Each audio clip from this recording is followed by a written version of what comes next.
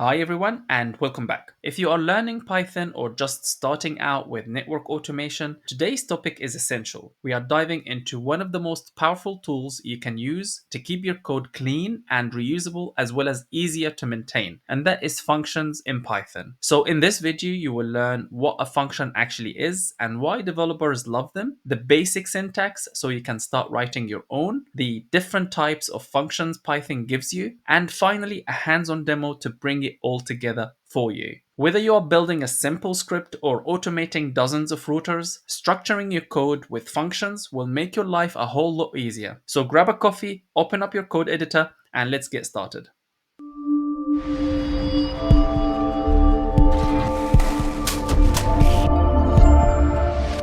So first things first, let's begin by understanding what a function is in Python and why it plays such a vital role in organizing our code. So in programming, a function is a self-contained block of code designed to carry out a specific task. You can think of it as a mini program within your main program. So functions typically take in some input known as parameters or arguments and perform a series of instructions and then optionally return a result. They are incredibly useful because they allow you to organize your code into logical sections, and that in itself improves readability and reduce repetition. So by breaking your program into smaller and reusable chunks, you make it far easier to manage as well as debug and scale as your project grows. So let's take a step back and try to understand how functions came to be. So the concept of functions originally comes from mathematics, where a function defines a clear relationship between input and output, much like if x equal to x in the power of 2, as you see on the screen. This idea carried over into computer science in the early days of programming. Back then, programs were written in a linear fashion, which made them long, repetitive, and hard to maintain. So, as programming languages matured during the 1960s and 70s, procedural programming introduced the idea of functions to help structure code. Languages like C made it possible to group related instructions into named blocks that could be called when needed. So in the 1980s and 90s, object-oriented programming became popular and functions evolved into methods that belonged to objects. You will see this in Python with syntax like string.upper, as you see on the screen, where the function is tied to a string object. So today's modern programming language like Python and JavaScript have taken this even further. They allow for powerful features such as Lambda expressions as an example, and this is for writing anonymous functions in a single line, and I will demo that in a later stage. So why do we use functions? One of the main reasons developers rely on functions is reusability. So instead of copying and pasting the same block of code throughout your program, you write a function once and call it wherever needed. For example, a function like calculate tax can be reused in different parts of an accounting application, and that in itself saves time and effort. Functions also support modularity, which means breaking a large and complex program into smaller and more manageable parts. This is not only makes the code easier to understand, but also simplifies debugging and testing. So for instance, in a game, you might have separate functions for moving the player, checking collisions, for example, and updating the score, each handling its own job. Another big advantage is abstraction. So functions let you use a feature without worrying about the complex logic behind it. So for example, when you use Python's built-in functions, as an example for that is sorted, as you see on the screen, you don't need to know the sorting algorithm it uses. You just trust it to do the job. So from a maintainability perspective, functions make update much easier. So if you need to fix a bug to change how a feature works, for example, you only have to update the function in one place, rather than hunting down every instance of the same logic in your code. And then lastly, collaboration becomes much more manageable with functions. So in team projects, different developers can work on different functions without stepping on each other's toes. This modular approach allows for cleaner code, better version control, as well as easier code reviews.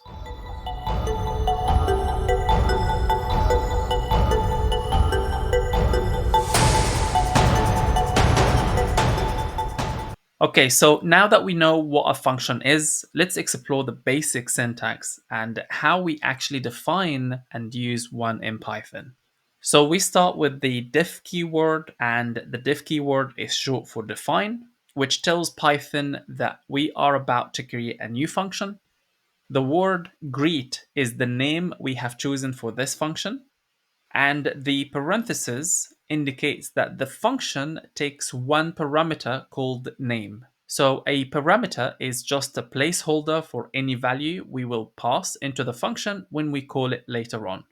Inside the function, we then create a variable called message and assign a string that combines the word hello with the value of name, followed by an exclamation mark. This is done using string concatenation. So if we were to call the function with the name Amina, for instance, the resulting message would be hello Amina. Next, we use the return statement to send that message back to wherever the function was called. So this makes the output available for further use. For example, whether that's printing it out to the screen or storing it in a variable or even passing it into another function. Next, we call the function using the print built-in function to display a message to the end user. So this would be our first call to the function and passing the Amina variable. And then after that, we call the function again, but this time we are passing the name Sarah. And then finally, the output when we run the script would be hello Amina followed by hello Sarah as showing on the screen. So to wrap this up, we have now seen how a basic function works from start to finish, how to define it using the def keyword, and how to pass in values using parameters, for example, and how to build a response inside the function, and how to return and use the output. So understanding this core structure is essential because nearly everything you do in Python, especially in automation and networking, will rely heavily on functions in some way. So as we move forward, we will build on this foundation and explore more advanced function types and patterns.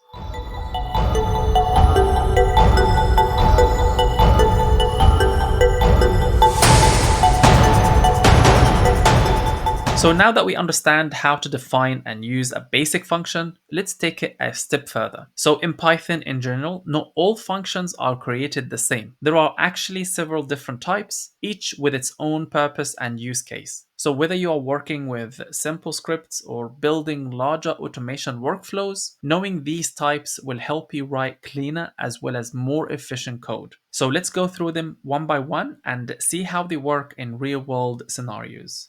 So the first type are the built-in functions. These are the functions Python provide out of the box. You don't need to define or import them. They are just there ready to use. So examples of these functions would be like print, or len, or type, or range, so on and so forth, as you see on the screen. They solve common problems quickly and are highly optimized under the hood. For example, when you are debugging a network automation script and want to inspect variable types or values, the built-in functions like print and type are your best friends.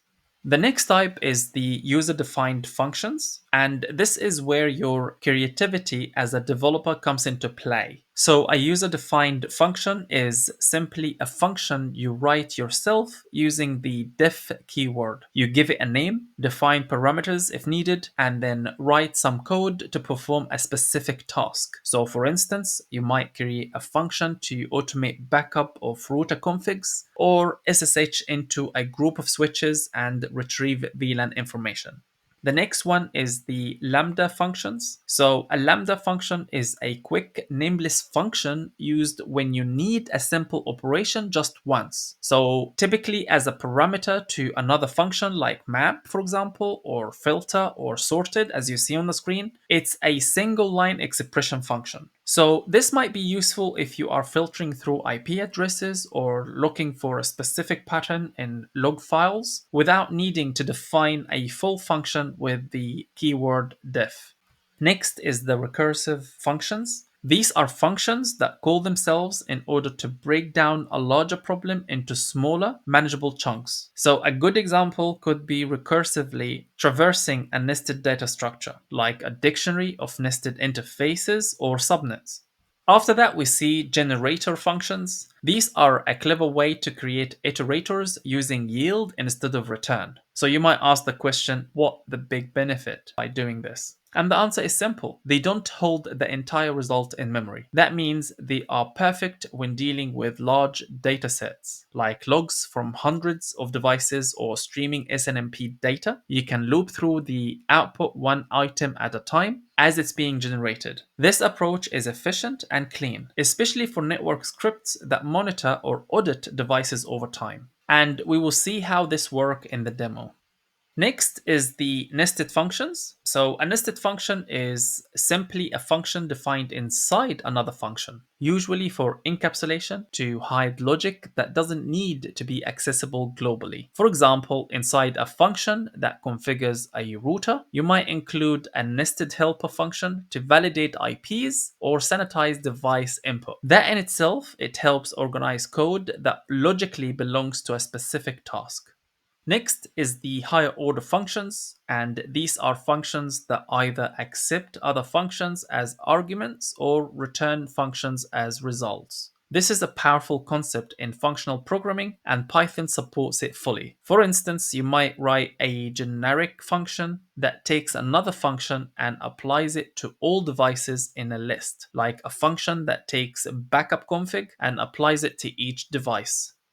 The next type is class methods. And by the way, we will cover classes in the upcoming videos. But anyway, these are functions that belong to a class and are defined using the def keyword, just like regular functions, but they always receive self or CLS for class methods as their first arguments. They help organize logic around objects, like defining a device class with methods like .connect or .getConfig or .restart.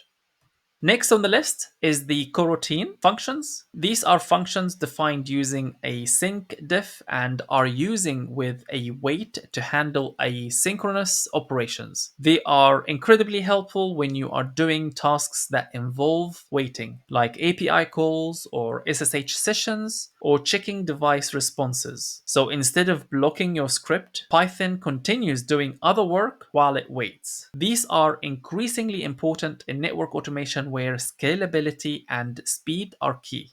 Finally, partial functions. So partial functions are created using the functools.partial function, and that allows you to fix a certain number of arguments of a function and generate a new function. This is helpful when you want to reuse a function with some parameters already set, like a logging function with a predefined log level or a connection function pre-filled with credentials. It's a neat way to simplify repetitive tasks with less typing and cleaner code. So as you can see, Python gives us a variety of function types to work with, from simple user-defined functions to more advanced tools like higher order functions, static methods, class methods, and even synchronous coroutines functions. Each type has its own strengths and is designed to solve different kind of problems. The key takeaway here is that understanding when and why to use each type helps you write more readable and modular and powerful code. Now it's time to put everything into practice. So let's jump into a quick demo and see how functions work in a real Python script.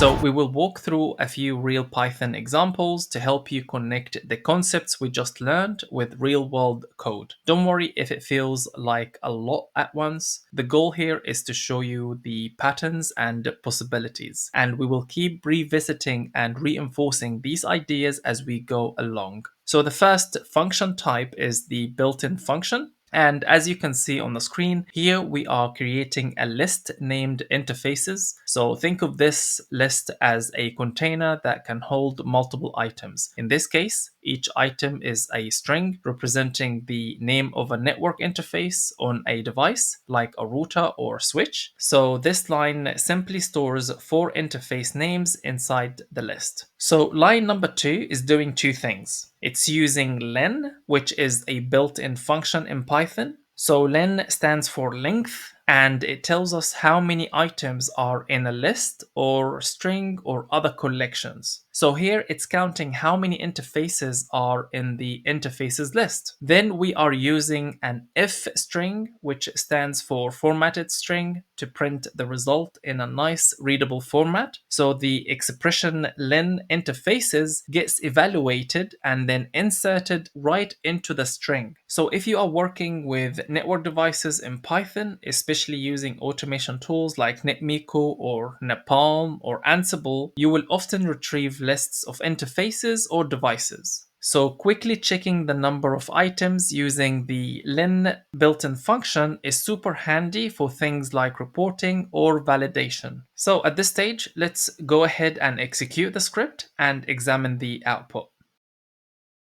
So as you can see on the screen, we are printing the number of interfaces are 4, and it is true because we know that interfaces list has 4 different elements. So now let's move into the user-defined function.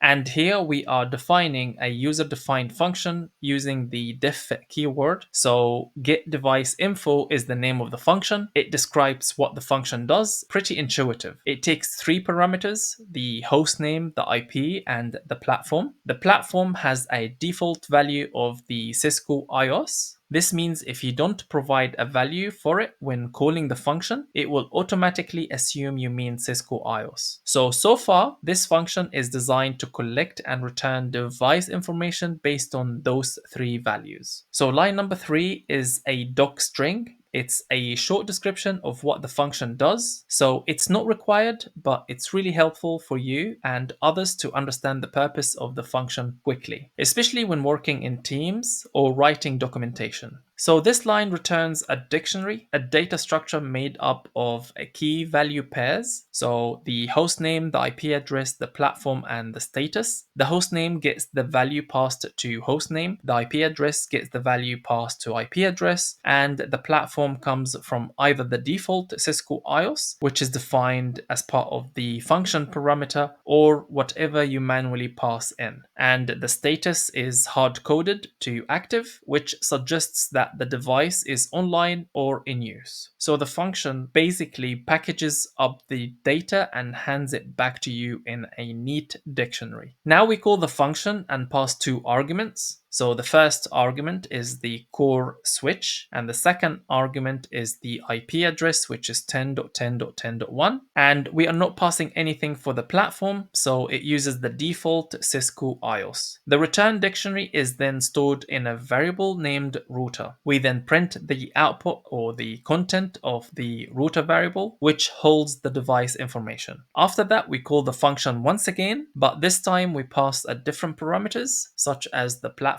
type. Finally, we print out the contents of the router XR variable. So with that being said, let's go ahead and execute the script and examine the output. So as you can see on the screen, we have printed a dictionary. Each line represents different attributes to the device. Now let's move into the Lambda function. So we start with a list of interface names. These could be physical interfaces on a Cisco device like Gig Ethernet 01, 02, etc., etc. And here is where the Lambda comes in. We want to sort these interfaces by the number after the /, but since Gig Ethernet 0/12, for example, and Gig Ethernet 0/1 are strings, so a normal sort would mess this up. It would go like 1, 11, 12, and 2, as you can see on the screen. So basically we need to convert it into an integer. So we use the dot sort to sort the list in place. The key part lets us define how to sort. The lambda x means we are creating a small anonymous function where the x represents each item, like Gig Ethernet 0/12, for example. So inside the lambda, it splits the string at the / mark and takes the last part of that string. In this case, it will take 12, 1, 2, and 11. We then convert it into an integer with the int function or built-in function. So sorting happens numerically. And then after that, we print the sorted list. So it would be sorted in proper numerical order, just like how you would want to see interfaces sorted on a network diagram or in config output. So with that being said, let's go ahead and execute the script. So as you can see on the screen, the interface list has been sorted. So the first element of the list is gig Ethernet 0/1. The second element is gig Ethernet 0/2. And then the third one is 0/11. And finally is 0/12. So with that being done, let's move into the next function type, which is the recursive function. So again, we create a function and the name of the function is countdown and it takes 2 arguments. So we have the device and seconds. So the device is the name of the network device, for example, router or switch, and seconds is the number of seconds to count down from. So this function will simulate a reboot timer. So if we were to look at line number 4, this is our base case, the condition that stops the recursion. If the number of seconds is 0 or less, that means the countdown is over. And this line prints out a confirmation message when the countdown finishes. If we then shift our focus to the else statement in line number 6, here we check if we are not at 0 yet. The function will print a statement for the end user indicating the name of the device and rebooting in the number of seconds being passed into the function. And then after that, the real magic happens here. The function calls itself with the same device, but 1 second less. So that means the first call is going to be 5, the second call is going to be 4, the third call is going to be 3, and so on and so forth until it reaches 0. Each call prints a message, then calls itself again with a smaller number. Once it hits 0, it prints core router rebooted and stops. So let's go ahead and execute the script and examine the output. And as you can see, it went from 5, then 4, then 3, then 2, then 1, and then it stops.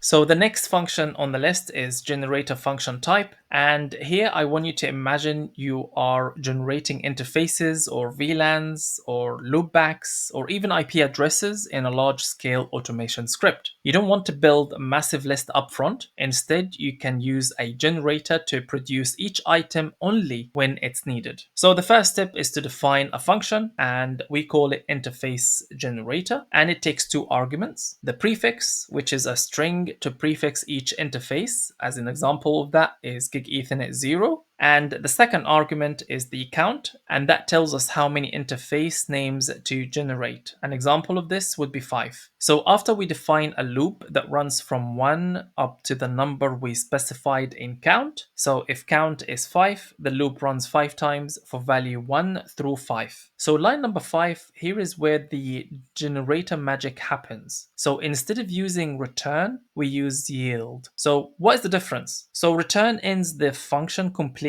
and send back a final result. However, yield, on the other hand, sends one value at a time, but remembers where it left off. So it picks up again the next time the generator is called. So in our example, the first time it's called, it yields at gig Ethernet 0/1, then gig Ethernet 0/2, and so on and so forth until gig Ethernet 0/5. This is memory efficient because it doesn't build a list of all interfaces up front. It creates each one only when it's needed. Now, if we shift our focus to line number 8, this line runs a loop using the generator we just defined. It calls interface generator and it passes the gig Ethernet 0/ and the number of counts, which will yield gig Ethernet 0/1 all the way to gig Ethernet 0/5. And for each of those, it prints a configuration message. So let's go ahead and execute the script and examine the output. So as you can see on the screen, we are printing configuring gig Ethernet 01, 02, 03, 04, and 05. So now with that being said, let's move into the next function type, and that's the nested functions.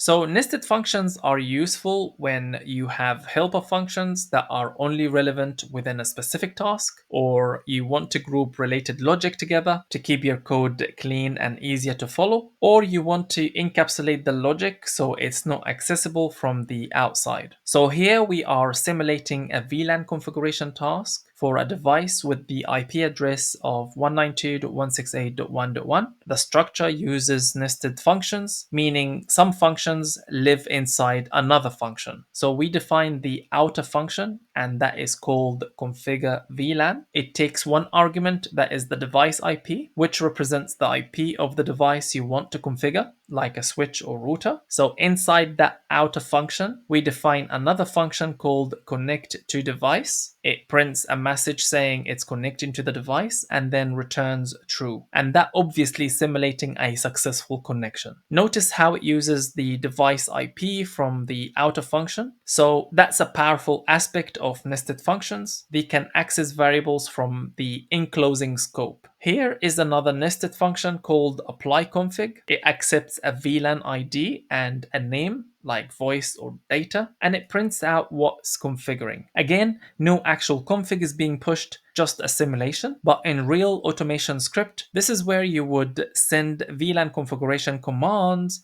using something like NetMiku or Napalm. If we then look at line number 14, this block calls connect to device function. If the connection is successful, which it always is in this mockup, it then proceeds to apply 3 VLAN configurations. So we have VLAN 10 with the VLAN name management, and then VLAN 20 with the VLAN name voice, and then finally VLAN 30 with the VLAN name data. And then finally, the outer function is then being called in line number 19 with the IP address 192.168.1.1, and that kicks off everything above connecting to the device and applying the VLAN's config. So with that being said, let's go ahead and execute the script.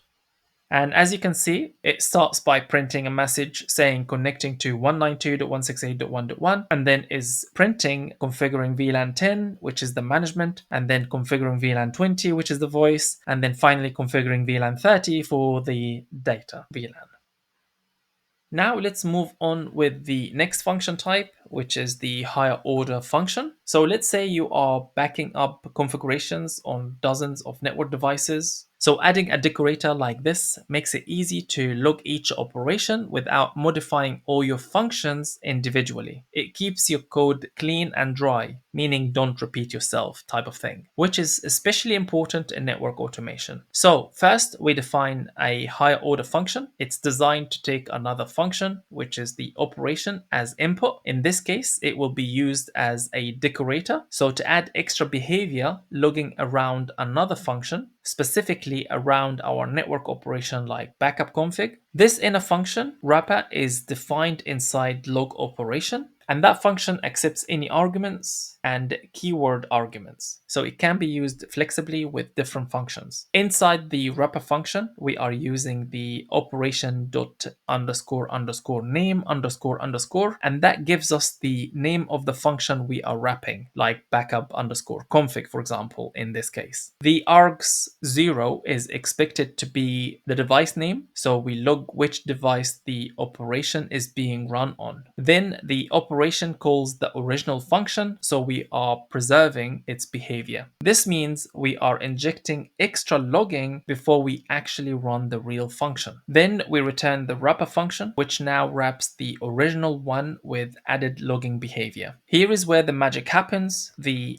@log operation decorator takes the backup config function and passes it to the log operation. What comes back is the wrapper function. So when we call the backup config, we are actually calling the enhanced version with logging. And then finally on line number 14, we call the backup config function. So let's go ahead and execute the script and examine the output. So as you can see, the enhanced version of calling the backup config is that we are saying executing backup config on switch 1 and then printing the backup config for switch 1. Next is the class methods. So class methods are important because they offer a flexible and powerful way to interact with the class as a whole rather than with individual instances. So they are especially useful when you want to define behavior that's logically related to the class itself, but doesn't rely on any one specific object that's already been created. We will dive deeper into how classes work and why we use them in the upcoming videos. But for now, I just want to introduce you to the different types of methods that you could define within a class. So you start getting a feel for what's possible. So here we are defining a class, which is a blueprint to create network device objects. We then create a constructor. It runs every time you create a new device object. So we have the host name, and that's a friendly name for a router, for example. We have the IP address, and the self.hostname and the self.ip store those values inside the object so they are available later on. Next, we then define a ping method that simulates a ping from your device to a target IP or host name. It uses the self.hostname and the self.ip, so it must be called on a specific device object. This is a class method, meaning it belongs to the class, not just the instance. So it's like an alternative way to create a device, but this time we are using a CSV string. The method takes a string like what you see on the screen. The string is being retrieved from a CSV file, and it splits it by the comma and uses the parts to build a new object. The CLS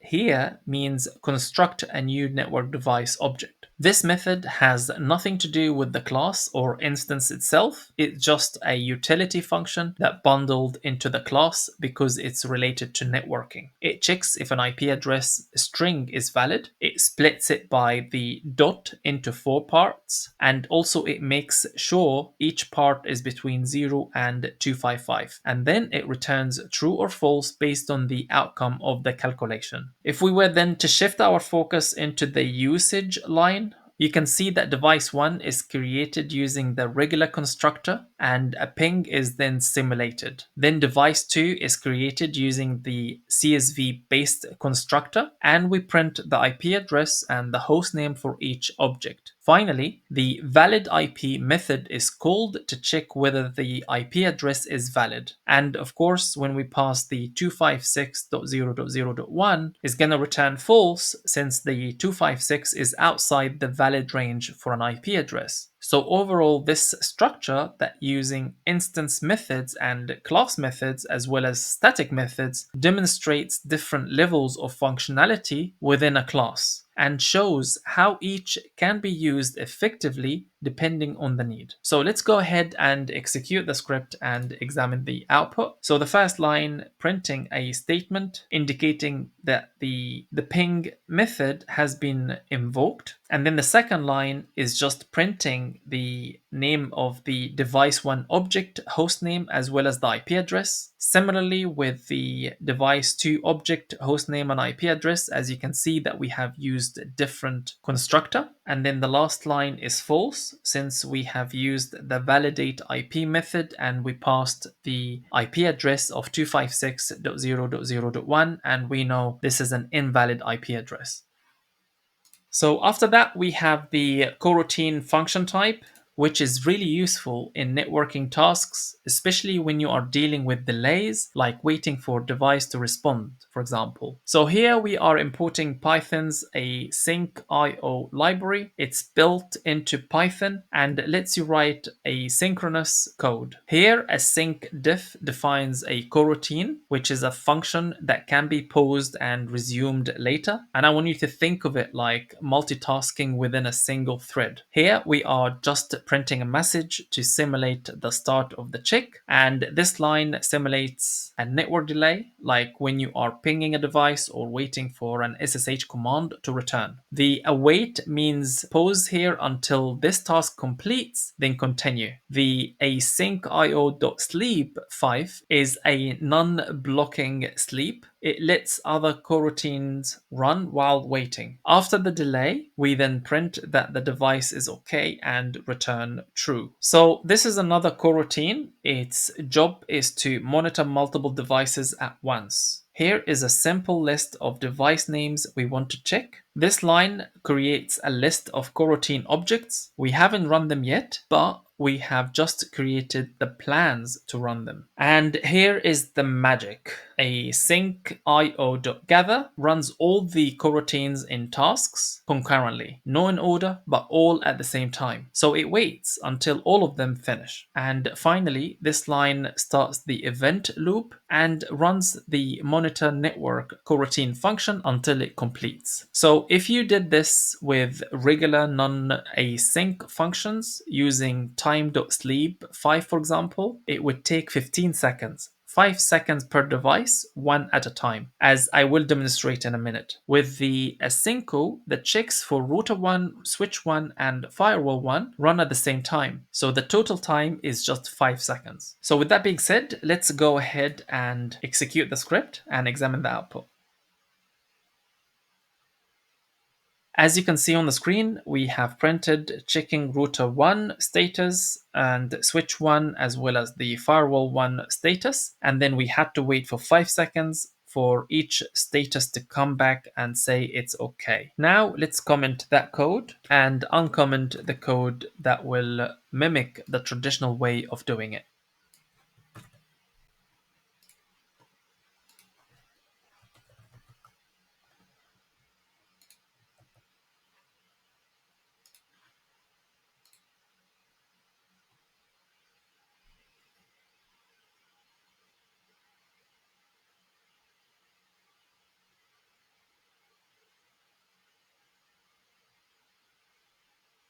So now you can see the difference between the coroutine function and an ordinary function. So here it took 15 seconds to complete that task. So as you add more devices into your list, the script will take longer and longer.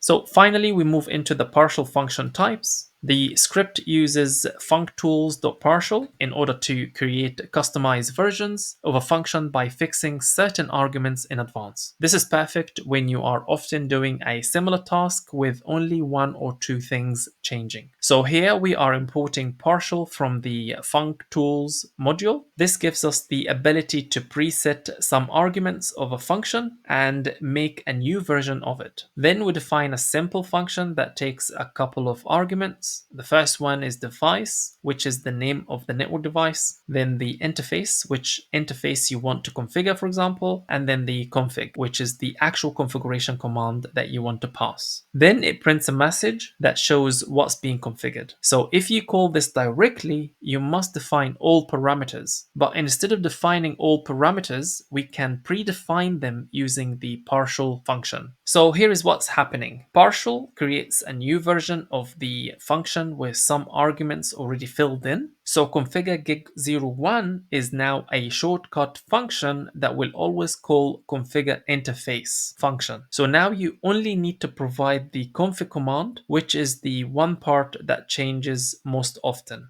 So in line number 12 and 13, we are calling the partial function and we are adding the config parameter into each of these functions. So when we run the script, you will end up having the following output.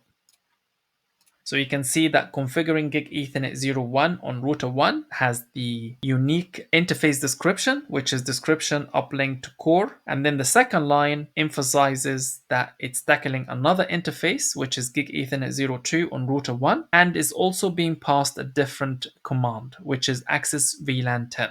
So that's it for this video. I hope it was informative for you. If you found it helpful, please don't forget to give it a thumbs up. And if you haven't already, please hit that subscribe button and turn notifications so you never miss our future tutorials and tech insights. If you have any questions or thoughts, feel free to drop a comment below. And to read more about this topic, be sure to check out my blog. You will find the link in the video description below. And remember, consistency and hands-on practice are key to success. So stay curious, stay inspired, and until next time, peace.